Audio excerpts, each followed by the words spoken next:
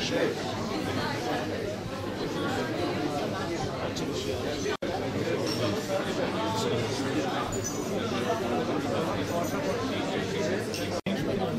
ben internetten çıkarım.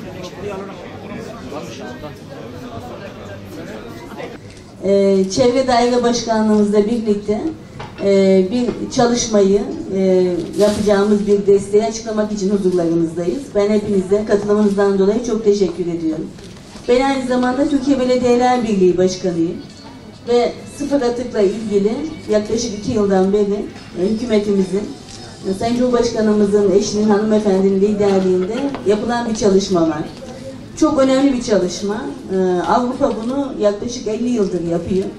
Çünkü çevreyi korumamız lazım.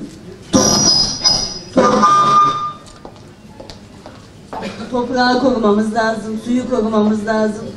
Kendi sağlığımızı korumamız lazım. Çünkü her şey bize emanet. Dünya bize emanet, çocuklarımız bize emanet, bedenimiz bize emanet, toprak bize emanet, hava bize emanet, su bize emanet.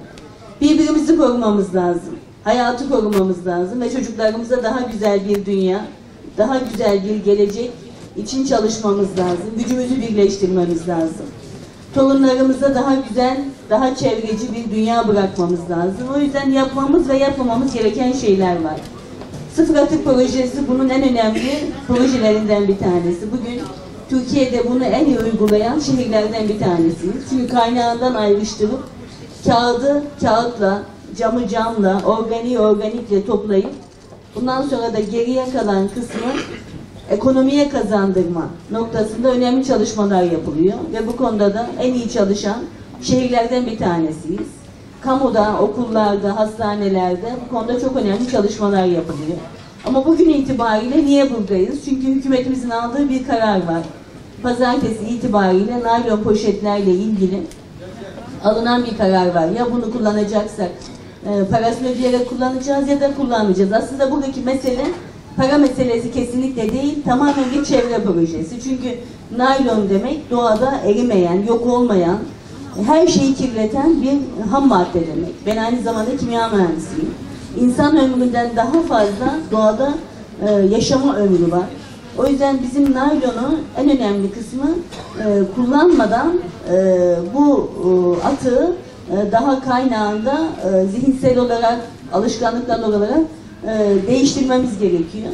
Tabii alternatif de üretmemiz gerekiyor. Tamam naylonu kullanmayalım, tamam kullanmayalım. İşte 3 günden beri de bu konuda halkımızda çok büyük bir gayret var. Bunun neden olduğunu, niye olduğunu gayet iyi biliyorlar ama bize düşen şey de alternatifler üretmek. Bugün burada olmamızın nedeni bu gördüğünüz bez poşetlerin, torbaların halkımıza dağıtan bir kampanyanın başlangıcını yapıyoruz. Büyükşehir olarak, Gaziantep olarak buna öncülük yapıyoruz. 81 ilden de aynı şeyi bekliyoruz Belediyeler Birliği Başkanı olarak.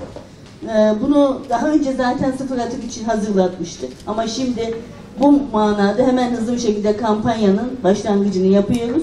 Artık naylon poşetler değil, bez poşetler kullanacağız. Biz çocukken, ben çok iyi hatırlıyorum, elimizde fileler vardı. Filelerle pazara gider dönerdik ve o fileler yıllarca kullanılırdı. Aslında bu biraz öze dönüş projesi, biraz çevre projesi, ekonomi projesi. Bu bakımdan biz de Büyükşehir olarak, Gaziantep Büyükşehir olarak, Çevre Daire Başkanlığımız olarak bu kampanyanın arkasındayız, hükümetimizin arkasındayız. Ve toplumumuzun burada hem daha az para ödemesi ve bu kampanyaya daha güçlü destek vermesi için de bu bez poşetleri artık Büyükşehir olarak biz dağıtacağız.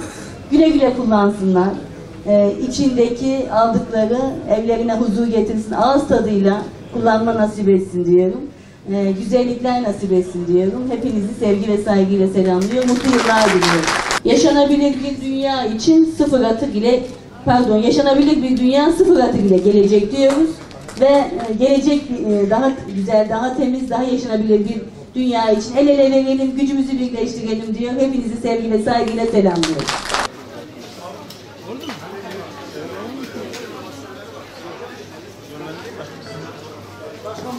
Başkanım.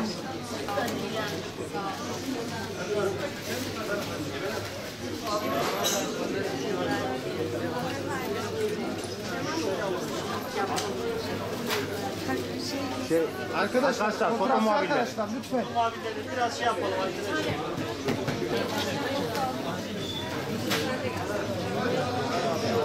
Abi hepsi yan profil olmuş. Bir tane.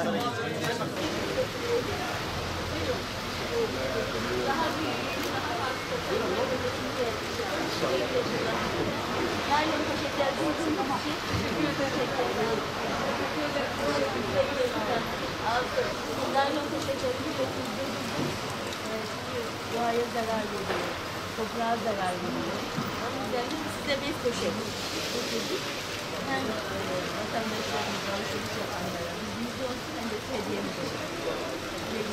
Sağ olun. Biliyorsunuz naylon poşetleri tabii toprağı kirletiyor, kirletiyor. Onun üzerine bir 5 poşet size hediye ediyoruz. Güle güle kullanın. Allah 2019'u ağız tadıyla geçirmeyi nasip etsin. Kullanacağız. Tamam mı? İsim ne?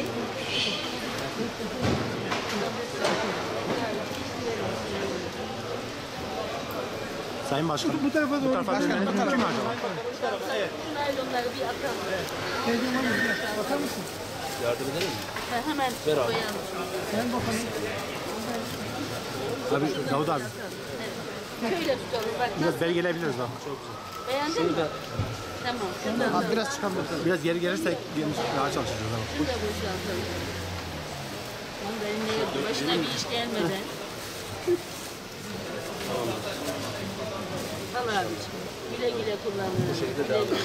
Bunları